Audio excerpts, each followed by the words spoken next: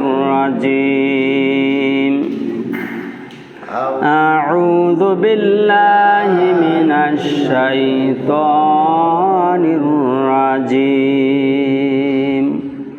بسم الله الرحمن الرحيم الحمد لله رب العالمين والصلاة والسلام على رسوله الكريم وعلى آله وأصحابه أجمعين أما بعد فأعوذ بالله من الشيطان الرجيم بسم الله الرحمن الرحيم فأرسلنا عليهم الطوفان والجراد والقمل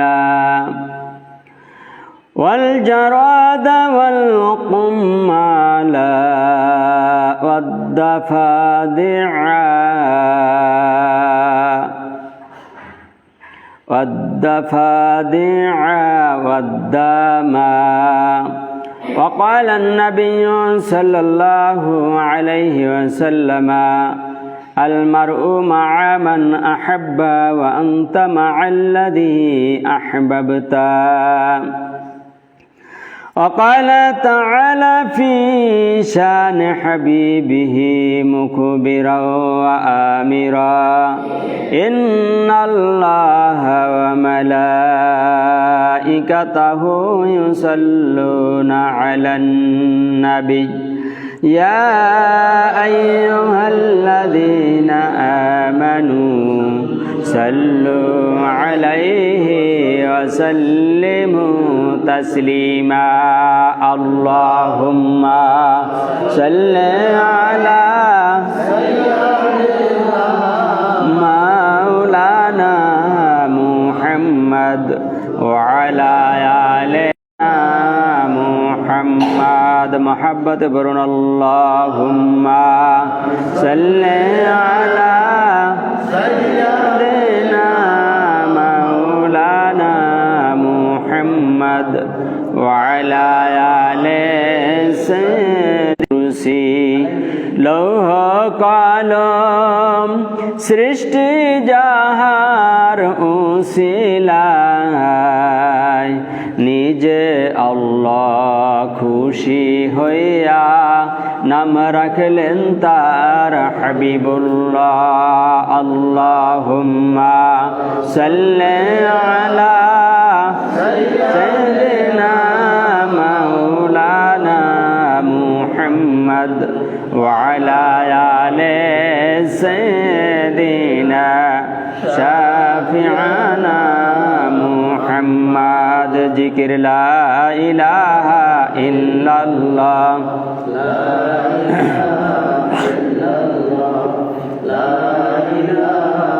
لا إله إلا الله لا إله إلا الله হরি নামাজ রোজা সাইরো না নামাজ রোজা সাইরো না তোমরা মা বাবাকে ভুলো না হরি জান্নাতবাসী হইতে চাইলে প্রাণভর করো সাধনা লা ইলাহা ইল্লাল্লাহ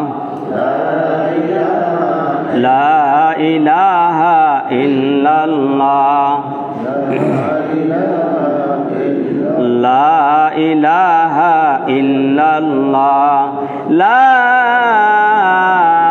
ইলাহা ইল্লাল্লাহু মুহাম্মাদুর রাসূলুল্লাহ সাল্লাল্লাহু আলাইহি ওয়াসাল্লাম। সম্মানিত অতিথিবৃন্দ, মুসল্লিয়ানে কেরাম, যুবকবৃন্দ, কলিজার টুকরা ছোট্ট ছোট্ট সোনামণিরা, ইউটিউব, ফেসবুক ভিউয়ার সহ দেশ বিদেশ থেকে যারা দেখছেন সকলকে জানাই আমার আন্তরিক সালাম এবং শুভেচ্ছা। আসসালামু আলাইকুম ওয়া রাহমাতুল্লাহি ওয়া বারাকাতুহু। আপনারা সবাই কেমন আছেন? আমরা ভালো আছি কি আমাদের ইচ্ছায় না আল্লাহ পাকের ইচ্ছায়? আল্লাহ তাআলা ইচ্ছা করলে আপনাকে আমাকে এই জায়গায় না বসাইয়া আইসিইউর মধ্যেও বসাই দিতে পারতেন, ঠিক কিনা বলেন? এমনকি কবরের ছোঁয়াল যাবেও বসাই দিতে পারতেন এই মুহূর্তে, ঠিক কিনা বলেন? এর জন্য আমরা সমস্ত কাজ উপেক্ষা করে, সমস্ত দুনিয়ার কাজবাজ চিন্তা ভাবনা বন্ধ করে একমাত্র আল্লাহর ধ্যানে খেয়ালে আমরা পরকালের উদ্দেশ্যে কিছু সহি কথা শোনার, বোঝার এবং আমল করার চেষ্টা করব। আল্লাহ তাআলা যেন আমাকে আপনাদের সবাইকে সেই কথাগুলো শোনার, বোঝার এবং আমল করার তৌফিক দান করে। সকল বলেন আমিন। রব্বি ইশরাহ লি সাদরি ওয়া ইয়াসসির লি আমরি ওয়াহলুল উকদাতাম মিন লিসানি ইয়াফকাহু কওলি। সম্মানিত অতিথিবৃন্দ, আমি আপনাদের সামনে ছোট্ট একটু আয়াত তেলাওয়াত করেছি। একখানা 9 নম্বর পারা সূরা আরাফের 133 নম্বর আয়াত। খুবই ছোট্ট আয়াত, তারপরও আসলে এত ব্যস্ত ছিলাম, বিভিন্ন ব্যস্ততায় মানুষ থাকে, আর যার ফলে আমি আসার সময় একটু দেখে আসছি মোটামুটি, তারপরে বলতে পারবো ইনশাল্লাহ। এই আয়াতের আলোকে, গত জুমার আলোকে যে আমি 5 জুমা ধরে একই ধারাবাহিকভাবে আলোচনা করতেছিলাম মুসা আলাইহিস সালামের জীবন আদর্শ, সেই থেকেই আবার ইনশাল্লাহ আমি আলোচনা করার চেষ্টা করব। কিন্তু ইল্লা মাশাআল্লাহ আপনারা সবাই একটার মধ্যে আসতে পারেন না। এটা কিভাবে ধরবেন? আগের জুমার আলোচনা থেকে যে একটা ধারাবাহিক আলোচনা, এটা পরিপূর্ণভাবে বুঝতে হলে একটার মধ্যে সবাই থাকা উচিত কিনা কোন? কিন্তু আমরা মুখে বলি একটা, কাজে করি আর একটা। এটা হচ্ছে আমাদের আদর্শ। আল্লাহ তাআলা এই মুনাফিকি আদর্শ থেকে সকলকে বের হয়ে আসার তৌফিক দান করুক। সকলে বলেন আমিন। সম্মানিত অতিথিবৃন্দ, আমি যে আয়াতখানা তেলাওয়াত করেছি 9 নম্বর পারা সূরা আরাফের 133 নম্বর আয়াত। আয়াতের মধ্যে আল্লাহ রাব্বুল আলামিন বলেন, ফাআরসালনা আলাইহিমুত তুফানা। তুফান বোঝেন আপনারা? তুফান ওরে কয়, নদীতে তুফান উঠছে কয় না? এই তুফান আসলে কিন্তু আরবি শব্দ। কি শব্দ? তুফান। আমরা বাংলায়ও বলি অনেক সময় তুফান মানে ঢেউ। বাংলায় কি বলে? ঢেউ। মানে বন্যা, গর্জন, তর্জন যেগুলো আসে আল্লাহর পক্ষ থেকে, এটাকে এক কথায় শুধু নদীর ঢেউকেই তুফান বলে না। যত বন্যা আইলা আসে, ঝড় তুফান, ঘূর্ণিঝড় আসে, এগুলাকে আরবি ভাষায় বলা হয় তুফান। কি বলা হয়? পানি। পানি। তুফানে পানিতে সারা দুনিয়া বইরে যায়, জলোচ্ছ্বাস, ঘূর্ণিঝড়, এটাকে বলা হয় তুফান আরবি ভাষায়। কি বলা হয়? তুফান। তা আল্লাহ বলেন, ফাআরসালনা আলাইহিমুত তুফানা। আমি রব্বুল আলামিন তাদের উপরে, ফিরআউনের দলবল যারা ছিল, কিপ্তি গোত্রের যত লোক ছিল, দল অনুসারী ছিল, সকলের উপরে আমি তুফান জারি করেছিলাম গজব হিসাবে। 1 নম্বরে কি? তুফান। 1 নম্বর কি? তুফান মানে বন্যা দিয়ে আল্লাহ হেদায়েত করতে চেয়েছেন শুরুতে, তাই ফাআরসালনা আলাইহিমুত তুফান। বাতিটা জ্বালাই দেন।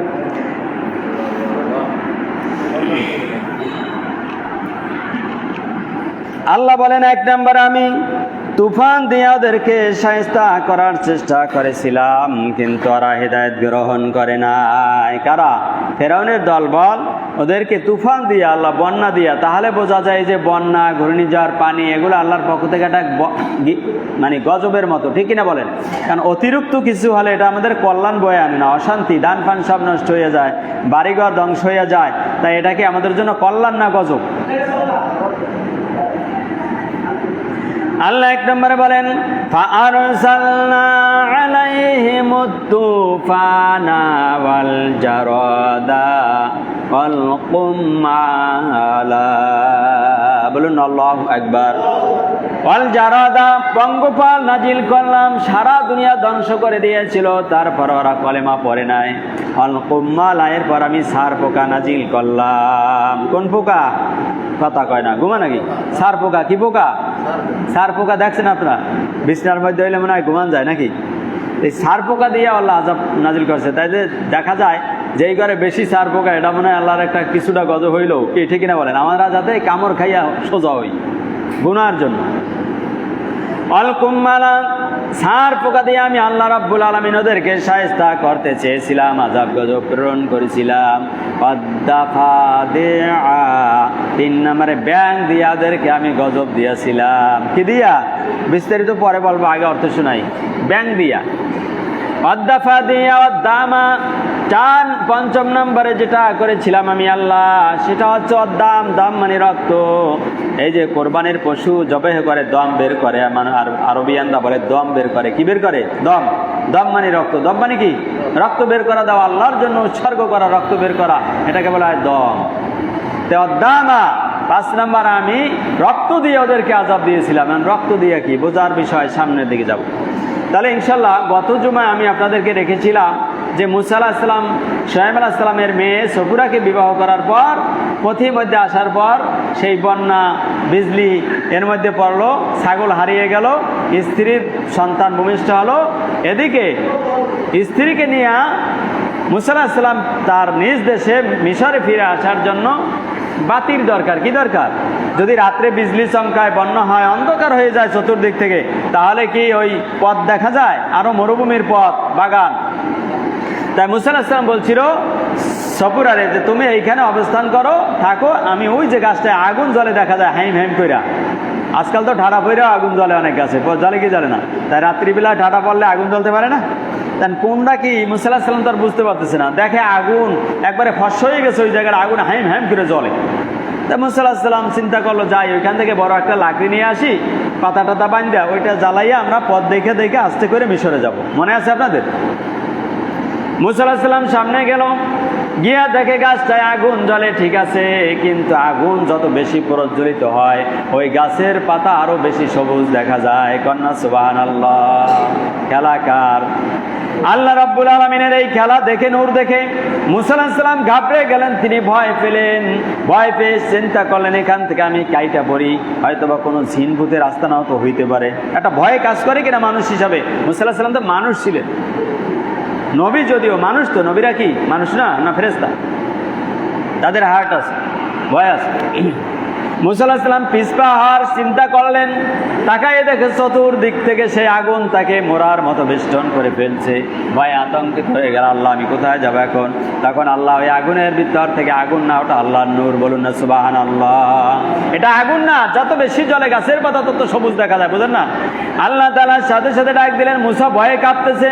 আল্লাহ বুঝতে পারলেন, ডাক দিয়ে বললেন, ও মুসা ভয় পেও না, ইন্নী আনা রাব্বুকা ফাখলা আলাইকা। ও মুসা আমি তোমার রব, তুমি ভয় পেও না, তুমি তোমার রবের সম্মানে জুতা জোড়া খুইলা রাখো। কি করো? তাহলে মানুষের সম্মান দিতে হইলে জুতা খোলার দরকার আছে না নাই? জুতা খুইলা মসজিদে ওঠার দরকার আছে না নাই? বললেন, বলল, ও মুসা তোমার চতুর্দিকে যে আলো বেষ্টন করছে আগুনের মতো, দেখো এটা আগুন না, আমি আল্লাহ স্বয়ং তোমার কাছে নেমে এসেছি, আমি আল্লাহর নূর। কন্যা সুবহানাল্লাহ। মুসা ভয় পেও না, তোমার হাতে ওটা কি লাঠি? বিস্তারিত বলবো না, সংক্ষেপে বলছি। সবশেষে 2টা মুজিজা দিলেন আল্লাহ মুসা আলাইহিস সালামকে। কয়টা? মুসা তোমার হাতের লাঠি ফেলাইয়া দাও। ফাআলকাহা, মুসা নিক্ষেপ করলো। এরপর সাথে সাথে হিয়া হাইয়াতুন তাসআ, কোরআনের আয়াত, সাথে সাথে বিশাল এক অজগর হয়ে গেল। এমন অজগর তাফসিরে এসেছে, এই অজগর যদি গ্রাস করত, মুখ হা করত, মুখের এক মাথা থাকতো জমিনে আর এক মাথা থাকতো 1 মাইল উপরে। কন্যা সুবহানাল্লাহ। মোটা বিশাল সাপ, স্বর্ণের মতো চকচক করে। এই সাপ মুসা আলাইহিস সালাম সাপ হইয়া যখন মুসা আলাইহিস সালাম লাঠি গেল, দৌড় দিল, তখন মুসা আলাইহিস সালামকে আল্লাহ বলল, ধরো ফাকুস, ধরো ওকে। মুসা বলল, আল্লাহ আমার ভয় করতেছে, বিশাল সাপ। বলো ভয় নাই, আমি রব বলছি, ধরো। সাপ আবার লাঠি হয়ে যাবে। কন্যা সুবহানাল্লাহ। সাথে সাথে সাপ আবার লাঠি হয়ে গেল। এই দিলে একটা মুজিজা। আর একটা মুজিজা দরকার, সেটা হচ্ছে বাড়িতে যাইবে কি কইরা বউরে নিয়া। লাইট দরকার আছে না নাই? এখন তো বিদেশে ছেলে থাকলে সন্তান লাইট পেড়ায় 3টা। কথা কান ঠিক কিনা? ওই যে বিদেশ ছিল, লাইট ছিল, ল্যাম্প টুপি ছিল, মুসা আলাইহিস সালামকে লাইট দেওয়ার জন্য আল্লাহ বলল, মুসা এখন তো তোমার একটা লাইট দরকার, তাহলে একটা মুজিজা আর একটা মুজিজা আমি দান করি, তোমার ডান হাতটা এই মুহূর্তে বাম বগলের মধ্যে ঢুকাইয়া দাও। সূরা আরাফের 130-20 আয়াত থেকে সামনের দিকে যদি আপনারা এই তাফসিরগুলো পড়েন, অর্থগুলো এখানে সব লেখা আছে, পাইবেন। এটা ঘাটাঘাটি করা লাগে। তো এখানে লেখা আছে তোমার হাতটা বাম বগলের মধ্যে ঢুকাও। ঢুকাইলো, সাথে সাথে বললো এবারে বের করো। বের করে পরে সূর্যের যে রশ্মি, ওই রকম সূর্যের মতো আলোকিত হয়ে একটা লাইট বেরো হলো মুসা আলাইহিস সালামের হাতে। সমস্যা আছে এখন আর আসতে, দেশে আসা একবারে সোজা হয়ে গেছে, লাইট মারে পৃথিবী ভস্ম হয়ে যায়। এখন মুসা আলাইহিস সালামকে বলে আল্লাহ, শোনো, এই লাইট যদি বন্ধ করতে চাও সুইচ আমি শিখাইয়া দিই। এই লাইট যদি হাতটা আবার বগলে ঢুকাইয়া দাও, বের করো, লাইট বন্ধ হইয়া যাইবে। আবার যদি বাম বগলে ঢুকাও, আবার লাইট অন হইয়া যাইবে। কন্যা সুবহানাল্লাহ। মুসা আলাইহিস সালাম এবারে বাড়ি দিকে রওনা। আল্লাহ তাআলা বলল, মুসা ডানে বামে তাকাবা না, এখন সোজা মায়ের কাছে ছুটে যাও। আর ইযহাব ইলা ফিরআউনা ইন্নাহু তাগা, ফিরআউনের কাছে ছুটে যাবা। ফিরআউনের কাছে যাইয়া তুমি দাওয়াত দেবা। কি দেবা? মায়ের কাছে যাও, ওইখান থেকে মায়ের দেখা দিয়া ফিরআউনের কাছে যাবা দাওয়াত দেওয়ার জন্য। তখন মুসা আলাইহিস সালাম বলছিল, আল্লাহ আমি তো একটু তোতলা মানুষ, তাহলে দেখেন এইখানে মুজিজা দান করছে আল্লাহ কয়টা? দুইটা, একটু মনে রাখবেন শেষ পর্যন্ত।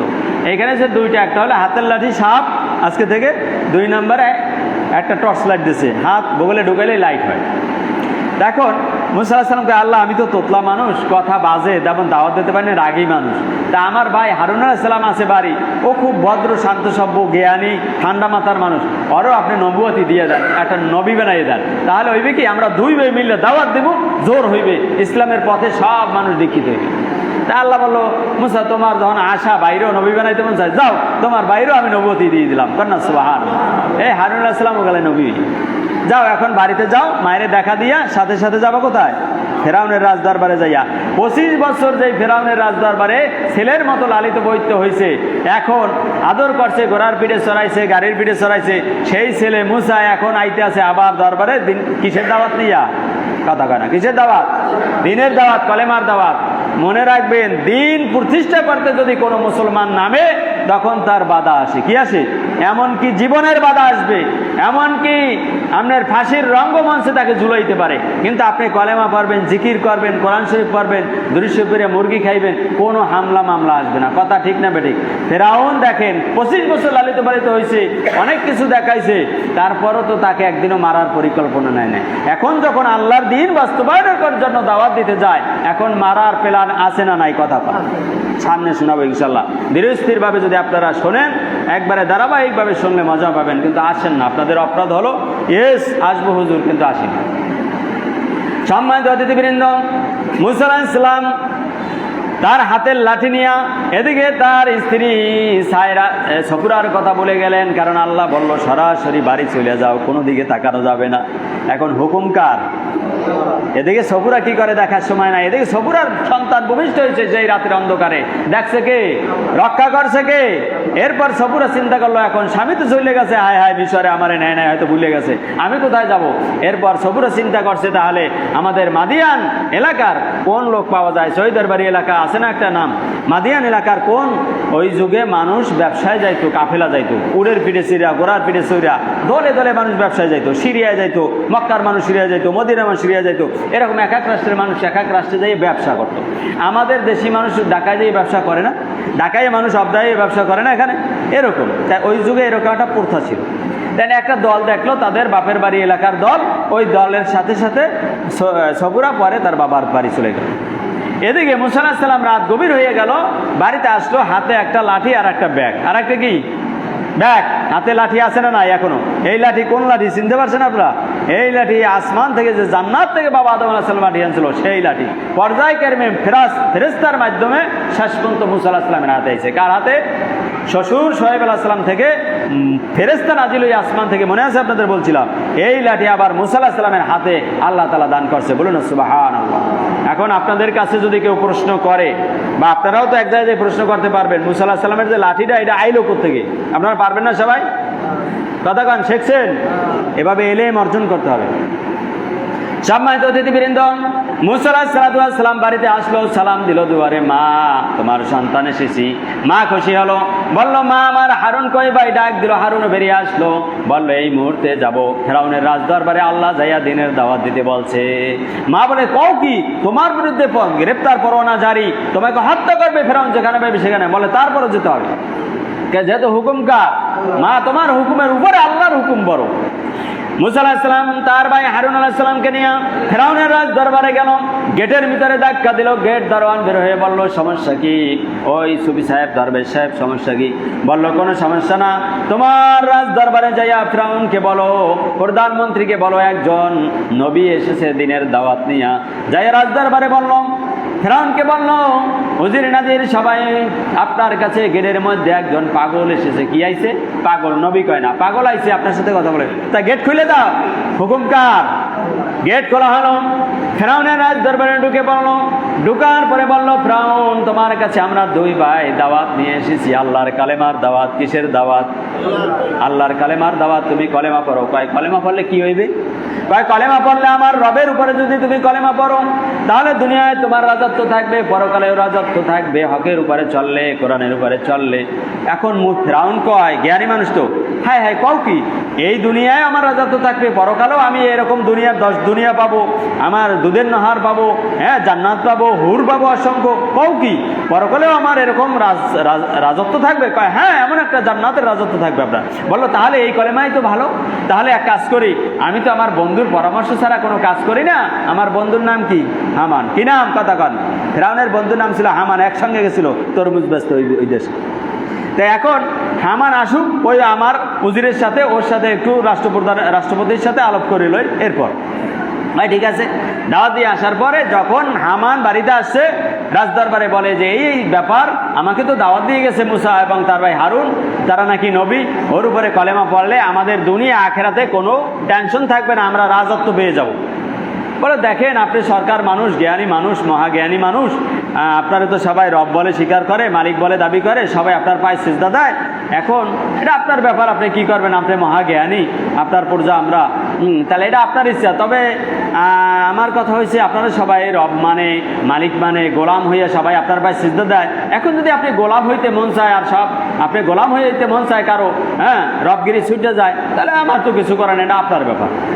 তা এই বুদ্ধি যখন দেশে ঘিরে আমার গোলামি হয়ে থাকা লাগবে, আমার রবগিরি থাকবে না, আমার বরত্ব থাকবে না, এই একটা অহংকার ঢুকছে। কার মাধ্যমে?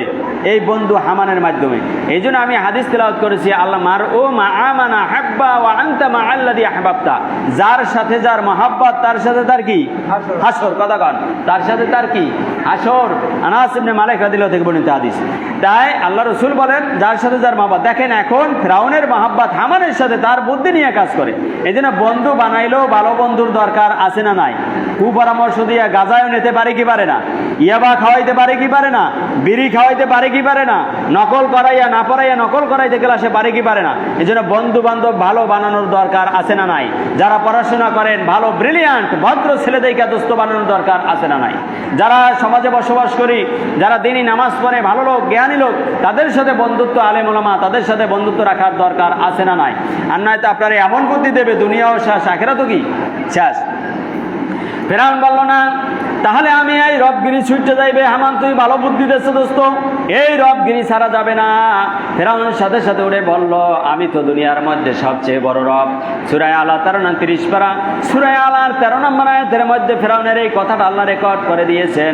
ফেরাউন তখন বলেছিল, আনা রব্বুকুমুল আ'লা। বলুন না নাউযুবিল্লাহ। আনা রব্বুকুমুল আ'লা, আমি দুনিয়ার মধ্যে সবচেয়ে বড় রব, সবচেয়ে বড় খোদা আল্লাহ। আমার পায়ে সিজদা দেবে, আমার পায়ে গোলামি করবে। নবী মুসা নবীকে দান করলেন যে মুসা এইবার একটা গজব নাজিল হবে। কি নাজিল হবে? কথা কান, কি নাজিল? গজব। ওই যে পড়ছিলাম শুরুতে, ফাআরসালনা আলাইহিমুত তুফানা, একটা বন্যা নাজিল করে দিলাম আমি আল্লাহ পাক আসমান থেকে ফেরাউনকে আর তার হামানকে, তার দলবল কিপ্তি গোত্রের লোকদেরকে শায়েস্তা করার জন্য। কি পাঠাইছে? বন্যা। বন্যা বোঝেন? এমন পানি আইছে, ঝড় তুফান, পানিতে চুলা ডুববে গেছে, ঘর বাড়ি ডুববে যায়, বিছনা ডুববে যায়, সব ডুববে যায়, দাঁড় বাইসে যায়, গাছ বাইসে যায়। এখন এই দেশে যদি এইরকম পানি হয়, মসজিদে আসা যায় না, ঘরে থাকা যায় না, চুলা সব বুড়িয়ে যায়, ভাত রান্ধে খাওয়া যায় না, এটা গজব না শান্তি? এখন আল্লাহ বলে ফাআরসালনা আলাইহিমুত তুফান, আমি তুফান পাঠাইলাম পানির, এমন পানি পাঠাইছি একটানা 7 দিন। কয়দিন? একটানা 7 দিন পানি কমে না, আরো বাড়ে। এখন সবাই কান্নাকাটি লাগাইছে, বলে শোন যাই মুসা কমে ধর, মুসা যা কয় তাই হয়। মুসার আল্লাহ দে, মুসা দোয়া করুক, যদি এই পানি টানাইতে পারে মুসা, আমরা সব কলেমা পইরা মুসলমান হয়ে যাব। বলুন আল্লাহু আকবার। মুসা আলাইহিস সালাম আল্লাহর কাছে হাত তুললেন, আল্লাহ এই পানির গজব তুমি থামাইয়া দাও, কমাইয়া দাও। ওরা স্বীকার করেছে, কলেমা পড়বে, মুসলমান হইবে। সাথে সাথে আল্লাহ রাব্বুল আলামিন পানি তুলে নিয়ে গেলেন। সুবহানাল্লাহ কর। পানি সব তুলে নিয়ে গেলেন। 1 মাস গত হইয়া গেল, একজনও কলেমা পড়ে না, কাম ছাড়ে না। কথা কন ঠিক কিনা? কুকুরের লেজুরে ঘি মাখলে সোজা হয়, কথা কন সোজা হয়। ফেরাউন ছিল কুকুরের চেয়েও খারাপ, ঠিক না ঠিক বলেন? এই ফেরাউন তার দলবল সোজা হলো না। 1 মাস পরে আর একটা গজব আল্লাহ নাজিল করলেন আসমান থেকে, অল জারাদা। অল কথা কন, অল জারাদা। আল্লাহ রাব্বুল আলামিন একটা পঙ্গপাল পাঠাইলো। পঙ্গপাল কি পাল? ভারতে শুনছেন 2-1 বছর আগে পঙ্গপাল আইছিল। আমাদের দেশে আইবে সবাই দোয়া ইউনুস পড়া শুরু করছিলাম। গাছের পাতা খাইয়া লায়, জমির ফসল খাইয়া লায়, ধান খাইয়া লায়, সব খাইয়া লায় গাছপালা। তাহলে এটা গজব নাকি শান্তি? তো এই পঙ্গপাল আসছিল না ভারতে, আমার ওদিকে একটুর দিনে আয় নাই, কারণ তওবা করতেছিলাম কতকে, এই জন্য মনে হয় আইতে পারে না। যাই হোক, এই পঙ্গপাল পাঠাইছে এমনভাবে গাছপালা, তরুলতা, ফসল সব খাইয়া লায়। এখন বাঁচার কোনো কায়দা নাই। 1 সপ্তাহ একটা না। এরপর আবার পাঠাইছে, যাও মুসারে যাই পাউদার সবাই মিল্লা, মুসা তোর আল্লাহর কাছে দোয়া কর, যদি এটা যায় তা আমরা এবার কলেমা পড়ব। মুসা আলাইহিস সালাম আবার দোয়া করলেন। দোয়া করার পর 1 মাস ভালো, কিন্তু 1 দুদু কলেমা পড়ে না। কন্যা নাউজুবিল্লাহ। কারণ মানুষের এই এলাকার যতই আমি ওয়াজ করি, যদি হেদায়েত না থাকে, আল্লাহর ভয় না থাকে, একজনও কি আকাম ছাড়তে পারবেন? কোন একজনেরও আমি নামাজ পড়াইতে পারবো যদি হেদায়েত ভিতর থেকে না আসে? একজনেরও আমি সুদমুক্ত করতে পারবো যদি ভিতর থেকে হেদায়েত না আসে? একজনেরকেও আমি ঘুষ খাওয়া বন্ধ করতে পারবো হেদায়েত না আসলে? জমি জমারাত যারা ঠকাইয়া খায় এলাকায় হয়তো নাই, থাকতেও পারে, তারা কি ফেরবে আমার অশ্বিনা যদি হেদায়েত না থাকে? এই জন্য হেদায়েত দিল থেকে তৈরি করতে হবে যে আল্লাহ আবুল কালামের কথাগুলো এত কঠিনভাবে শুনলাম, আমরা হেদায়েত হই, এই গজবের মুখোমুখি আর হব না। গজব আসে আমাদের আকামের জন্য। কির জন্য? আমরা আকাম কুকাম করি, এই জন্য গজব আসে। এরপরে এই পঙ্গপাল দূর হয়ে গেল। 1 মাসের মধ্যে তারা কলেমা পড়ল না। এরপরে আবার ধরলো, আবার আসলো। এইবারে আসলো অল কুম্মালা। কুম্মালা শব্দের অর্থ উকুন বা ওই যে কি কয় ছার পোকা। কি পোকা? ছার পোকা। ছার পোকার কামড় খাইছেন কারা কারা? খাইছেন? ছার পোকা যদি এখন এমন ভাবে ছার পোকায় ধরছে ওই এলাকাটারে, বিছনার মধ্যে ছার পোকা, পাইলারির মধ্যে ছার পোকা, শুইতে গেলে ছার পোকা, বইলে ছার পোকা, মানে খাড়াইতেও পারে না, বইতেও পারে না, ঘুমাইতেও পারে না। 1 সপ্তাহ যদি মানুষ ঘুমাইতে না পারে ছার পোকার কামড়ের ঘাইতে, আল্লাহর গজবই ছার পোকা, তাহলে এই মানুষগুলোর হুঁশ থাকে? শেষ পর্যন্ত অস্থির হইয়া বলল, ছার পোকা থামাও, আমরা কলেমা পড়ব। ছার পোকা থামাইল। সময় শেষ হয়ে গেল, ওভার হয়ে গেছে। সামনে জুমা থেকে আপনাদের অনুরোধ করি আমি